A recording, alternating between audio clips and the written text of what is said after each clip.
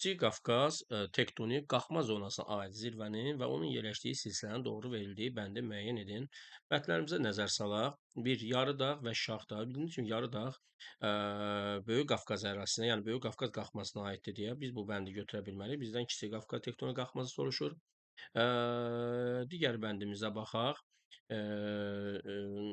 Demək, Qapıcıq, bəli, Qapıcıq Kiçik Qafqaz tektonik qalxmasındadır, amma bu Qapıcığın yerləşdiyi zirvə Dərələyəz deyil, Səngəzur silsiləsidir. Ona görə bu yanlış bənddir.